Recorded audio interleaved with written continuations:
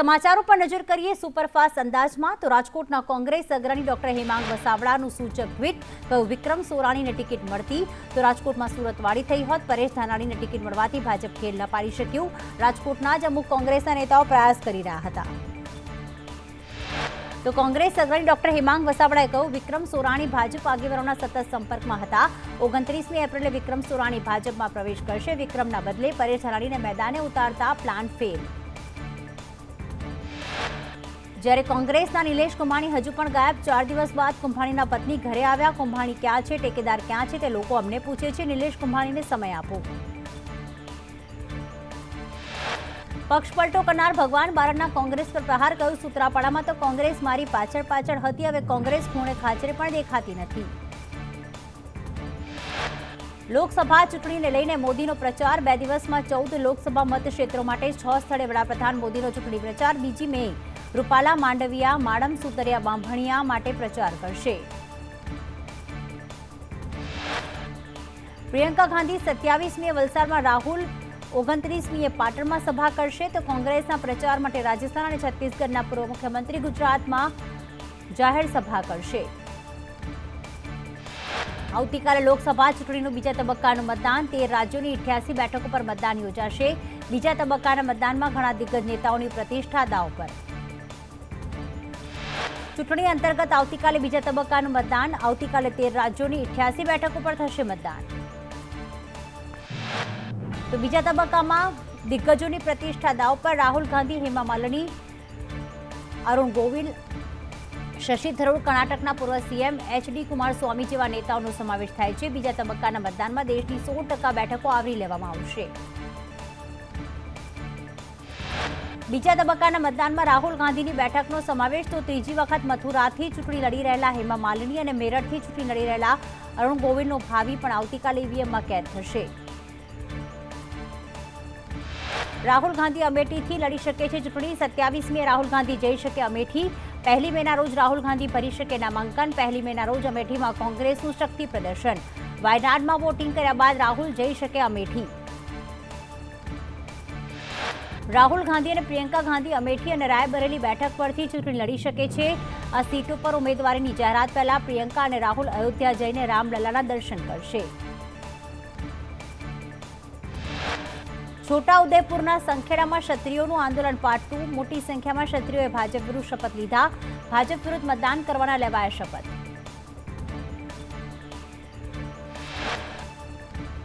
જ્યારે કે મહીસાગરમાં ક્ષત્રિયો દ્વારા ધર્મરથનું પ્રસ્થાન ફાગવેલના વીર ભાથીજી મંદિરથી ધર્મરથનો પ્રારંભ થયો ધર્મરથના માધ્યમથી ભાજપ વિરુદ્ધ મતદાન કરવા અપીલ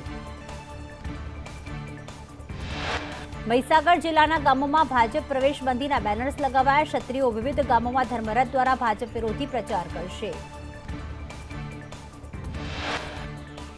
સુરતમાં 17 સ્થળેથી લીધેલા મસાલાના સેમ્પલ ફેલ નીકળ્યા જલારામ મસાલા જયબૂટ ભવાની મરચા ફાર્મ ગુરુકૃપામાંથી લેવાયેલા સેમ્પલ પણ ફેલ 17 સંસ્થામાંથી 19 નમૂના લેવાયા જે તમામ ફેલ એજ્યુડિકેટિંગ ઓફિસર સમક્ષ ફરિયાદ દાખલ કરાશે તો હરણી બોટ દુર્ઘટનાના 3 મહિના પછી તંત્ર જાગ્યું કાંકરિયા બોટિંગ બંધ 3 મહત્વના સુધારા સાથેના નવા એમઓયુ પછી બોટિંગ શરૂ કરાશે વડોદરામાં લાપતા સગીરનો હજુ કોઈ પત્તો નહીં અલકાપુરી હવેલીના મુખિયાજીનો પુત્ર લાપતા પુત્રના વિયોગમાં માતાએ અન્નનો કર્યો ત્યાગ જગદીશ જોશીનો 15 વર્ષીય પુત્ર 6 દિવસથી ગુમ પોલીસે સીસીટીવી તપાસ્યા પણ પરિણામ શૂન્ય કચ્છમાં સામૂહિક હત્યાકાંડનો ફરાર આરોપી ઝડપાયો 23 વર્ષથી ભાગેડુ અર્જણ કોહલીને પોલીસે વેશપલટો કરી પકડ્યો 2001માં 40થી વધુના ટોળાએ 9 લોકોની કરી હતી હત્યા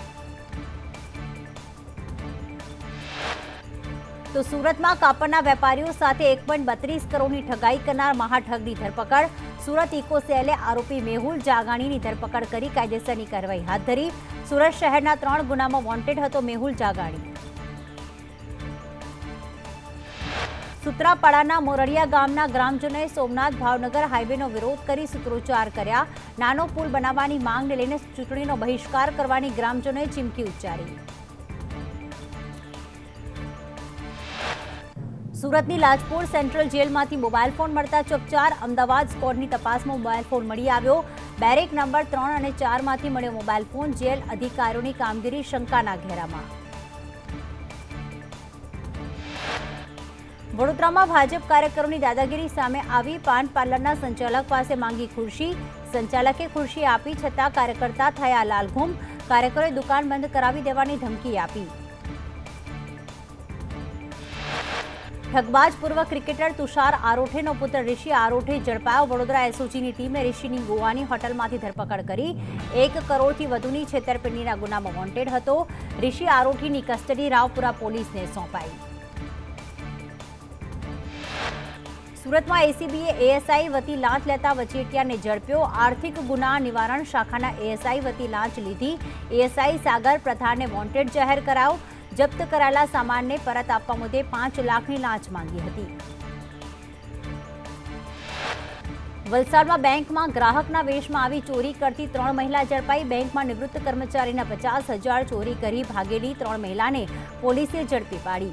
ગ્રાહકના વેશમાં આવી બેંકમાં આવેલા અન્ય ગ્રાહકોને ધક્કો મારી બ્લેડ વડે થેલી તથા બેગ કાપી કરતી હતી ચોરી.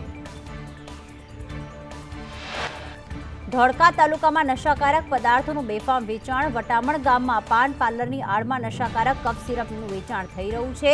નશાકારક કફ સિરપના વેચાણનો વિડીયો વાયરલ.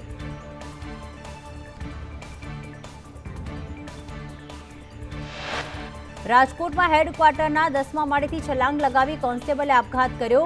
મવડી હેડક્વાર્ટરમાં ભાર્ગવ નામના કોન્સ્ટેબલે કર્યો આપઘાત.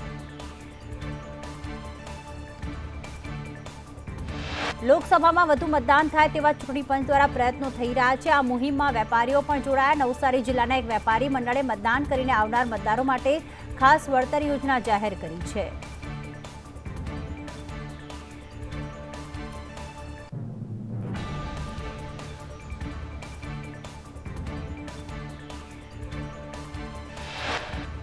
તો રાજ્યમાં પવનની દિશા બદલાતા ગરમીનો પ્રકોપ. તાપમાન 41 ડિગ્રી પાર જવાની આગાહી. ગઈકાલે 7 શહેરોમાં તાપમાનનો પારો 40 ડિગ્રી પાર નોંધાયો. સૌથી વધુ 41.7 ડિગ્રી સાથે વલ્લભ વિદ્યાનગર. અમદાવાદમાં 40.8 ડિગ્રી, ગાંધીનગરમાં 40.4 ડિગ્રી, વડોદરામાં 40.4 ડિગ્રી, સુરતમાં 38.8, રાજકોટમાં 40.5 ડિગ્રી તાપમાન નોંધાયું. અમરેલીમાં 40.5 ડિગ્રી, સુરેન્દ્રનગરમાં 40.7 ડિગ્રી તાપમાન નોંધાયું.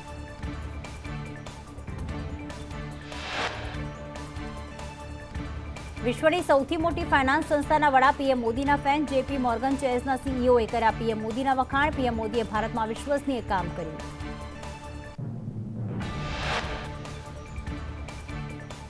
જેમી ડિમને કહ્યું પીએમના વખાણ કરતા કહ્યું કે ભારતમાં સારું ઇન્ફ્રાસ્ટ્રક્ચર છે. ભારતમાં ખૂબ સારી શિક્ષણ પ્રણાલી છે. પીએમ મોદીએ ભ્રષ્ટાચાર દૂર કરવા કામ કર્યું. પીએમ મોદી અડકાઈથી કામ કરે છે, તેથી આ બધું શક્ય. 70 કરોડ લોકોના બેંક ખાતા ખોલવામાં આવ્યા. એનએસએ અજીત ડોભાલે પોતાના સમકક્ષ રશિયાના સૈન્યના વડા સાથે મુલાકાત કરી. બંને દેશ વચ્ચે દ્વિપક્ષીય સહકાર સાધવા સમીક્ષા કરવામાં આવી.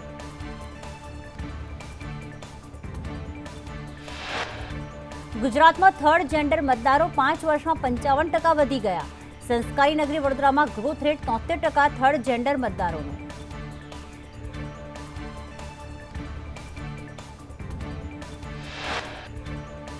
બિહારના પટનામાં જેડીયુ નેતા સૌરવ કુમારની ગોળી મારીને હત્યા. રોષે ભરાયેલા લોકોએ પટના ગયા રોડ બ્લોક કર્યો. પોલીસ હજુ સુધી હત્યારાઓની ઓળખ કરી શકી નથી. અમિતાભ બચ્ચનને મુંબઈમાં દીનાનાથ મંગેશકર નાટ્યગૃહ ખાતે લતા દીનાનાથ મંગેશકર પુરસ્કારથી સન્માનિત કર્યા. અમિતાભ બચ્ચને પુરસ્કાર મેળવીને પોતાની ભાગ્યશાળી ગણાવ્યો હતો.